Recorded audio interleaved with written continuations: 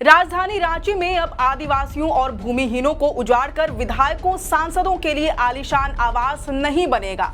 कांके अंचल के चूटू में 35 एकड़ जमीन का आवंटन रद्द कर दिया गया है। पूर्व में आदिवासियों के नाम से बंदोबस्त की गई इस जमीन को पुनः बहाल किया जाएगा। साथ ही भूमिहीनों के नाम से बंदोबस्त भूमि की बंदोबस्ती को रद्द करने वाले पदाधिकारी के विरुद्ध नियमानुसार कार्रवाई की जाएगी। सरकार अब नई जमीन तलाशेगी और पुराने आवंटन में शामिल दोषियों पर जांच बिठाएगी। अब ये पूरा मामला क्या है, कहां से शुरू हुआ ये जमीन का विवाद, आखिर आदिवासियों और भूमिहीनों के लिए बंदोबस्त की गई जमीन विधायकों सांसदों के आवास निर्माण के लिए कैसे हस्तांतरित कर दी गई। सवाल ये उठता है कि जिस जमीन पर गरीब आदिवासी दशकों से खेती कर रहे थे वह अचानक वीआईपी लोगों के नाम कैसे हो गई। आखिर किसने और किसके दबाव में इन भूमिहीनों का हक छीनने की कोशिश की, सब जानेंगे आज के इस विस्तृत रिपोर्ट में। सबसे पहले जोहार, नमस्कार, मैं हूं अंशु और आप देखना शुरू कर चुके हैं द फोर्थ पिलर लाइव। इस पूरे मामले की शुरुआत साल 2016 से होती है, जब झारखंड विधायक और सांसद गृह निर्माण स्वावलंबी सहकारी समिति ने अपने सदस्यों यानी झारखंड के विधायकों और सांसदों के लिए सरकार से जमीन की मांग की थी। ये समिति दरअसल विधायकों और सांसदों का अपना एक संगठन है, जिसका मुख्य उद्देश्य विधायकों, पूर्व विधायकों और सांसदों के लिए आवासीय व्यवस्था यानी घर बनाने के लिए जमीन का इंतजाम करना है। झारखंड में ये समिति साल 2003 के आसपास अस्तित्व में आई थी। भारत के सहकारी कानून और झारखंड सरकार की भू हस्तांतरण नीतियों के तहत कोई भी रजिस्टर्ड सोसाइटी सरकार से रियायती दरों पर या उचित मूल्य पर जमीन की मांग कर सकती है, बशर्ते वह जनहित या अपने सदस्यों के कल्याण के लिए काम कर रही हो।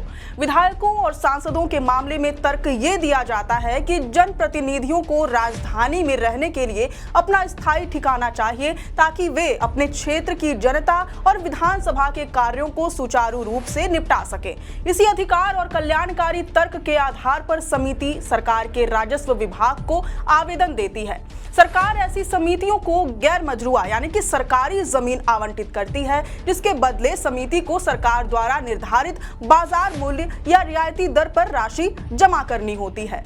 28 जून 2016 को राजस्व विभाग के पास झारखंड विधायक और सांसद गृह निर्माण स्वावलंबी सहकारी समिति ने विधायकों और सांसदों के लिए सरकार से जमीन की मांग को लेकर आवेदन दिया था। आवेदन पर मुहर लगाते हुए कांके अंचल के मौजा चूटू के थाना संख्या 164, खाता संख्या 118 और प्लॉट संख्या 115 की लगभग 35 एकड़ जमीन को इस सोसाइटी के लिए चिन्हित कर दिया गया। कागज पर तो ये जमीन गैर मजरूआ मालिक प्रति कदम यानी खाली पड़ी सरकारी जमीन दिखाई गई, लेकिन हकीकत कुछ और ही था। तत्कालीन रघुवर सरकार के कार्यकाल में 7 अगस्त 2017 को इस जमीन के हस्तांतरण को मंजूरी मिली और अप्रैल 2018 में सोसाइटी ने करीब 1,70,62,000 रुपए सरकारी खजाने में जमा भी करा दिए। जून 2018 में इसका बाकायदा अग्रीमेंट हुआ और तत्कालीन नगर विकास मंत्री सीपी सिंह की मौजूदगी में रजिस्ट्री की प्रक्रिया को हरी झंडी दिखाई गई। हालांकि इस मामले में अहम मोड़ तब आया जब जमीन को कब्जाने की बारी आई। जांच में पता चला कि ये जमीन असल में परती यानी खाली नहीं थी। साल 1970-71 के दौरान ही इस जमीन की बंदोबस्ती बंधना करमाली, जुड़वा करमाली, चरकू करमाली और ललकू मुंडा समेत दर्जनों भूमिहीन आदिवासी परिवारों के नाम पर की गई थी। ये वो लोग थे जिनके सिर पर उस दौरान छत नहीं थी। तब सरकार ने उन्हें जीविका के लिए ये जमीन सौंपी थी। लेकिन जब वीआईपी सोसाइटी के लिए जमीन की तलाश शुरू हुई तो प्रशासनिक अधिकारियों ने कथित तौर पर इन गरीबों की सहमति लिए बिना ही आनन फानन में उनकी पुरानी बंदोबस्ती को रद्द कर दिया। आरोप लग रहे हैं कि तत्कालीन रघुवर दास सरकार के राजनीतिक दबाव में आकर अफसरों ने नियमों को ताक पर रखकर ये खेल रचा था।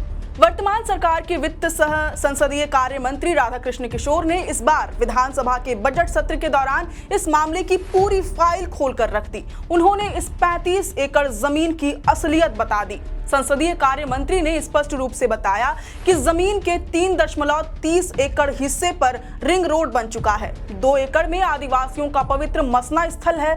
3 एकड़ में ग्रामीणों ने जल संचयन के लिए 7 डोभे बना रखे हैं और बाकी की करीब 23.7 एकड़ जमीन पर आज भी वही भूमिहीन आदिवासी परिवार खेती कर रहे हैं। मंत्री ने साफ लहजे में कहा कि ऐसी जमीन पर जहां से गरीबों की रोजी रोटी जुड़ी हो, वहां विधायकों का बंगला बनाना ना तो नैतिक रूप से सही है और ना ही मानवीय दृष्टिकोण से। हेमंत सोरेन सरकार ने अब फैसला लिया है कि इस जमीन को वापस उन्हीं आदिवासियों के नाम बहाल किया जाएगा और उनसे उनका हक कोई नहीं छीनेगा। हालांकि इस फैसले के बाद सदन के भीतर राजनीतिक सरगर्मी बढ़ गई। भाजपा विधायक और पूर्व नगर विकास मंत्री सीपी सिंह ने सरकार की मंशा पर सवाल उठाते हुए कहा कि अगर सरकार को आईएएस आईपीएस अधिकारियों के आवास के लिए 78 एकड़ जमीन मिल सकती है तो विधायकों के लिए जमीन क्यों नहीं मिल रही। उन्होंने ये भी सवाल उठाया कि अगर चूटू की जमीन पर खेती हो रही है तो नगड़ी में भी तो आदिवासी खेती कर रहे हैं, फिर वहां की जमीन हथिया कर सरकार जबरन रिमस्टोक क्यों बनाना चाहती है। फिलहाल राज्य सरकार ने इस पूरे मामले में सख्त रुख अख्तियार किया है। सरकार ने रांची डीसी की रिपोर्ट के आधार पर इस विवादित जमीन का आवंटन रद्द करने का बड़ा फैसला लिया है। वित्त मंत्री ने राजस्व निबंधन और भूमि सुधार विभाग को निर्देश दिया है कि जिस पदाधिकारी ने बिना ठोस आधार के भूमिहीनों की बंदोबस्ती रद्द कर दी थी, उसे चिन्हित कर उसके खिलाफ कड़ी कार्रवाई की जाए। साथ ही विधायक सांसद सहकारी समिति को अगले 2 महीनों के भीतर शहर के पास ही ऐसी जमीन उपलब्ध कराने का निर्देश दिया गया है जो पूरी तरह से विवाद रहित हो। अब देखना होगा कि मामले में सरकार का अगला कदम क्या होगा। खैर, अब इस पूरी रिपोर्ट पर आप अपनी प्रतिक्रिया हमसे कमेंट बॉक्स में जरूर साझा करें। आप देख रहे थे दी फोर्थ पिलर। मैं हूं अंशु, कैमरे के पीछे है सहयोगी मनीष। शुक्रिया।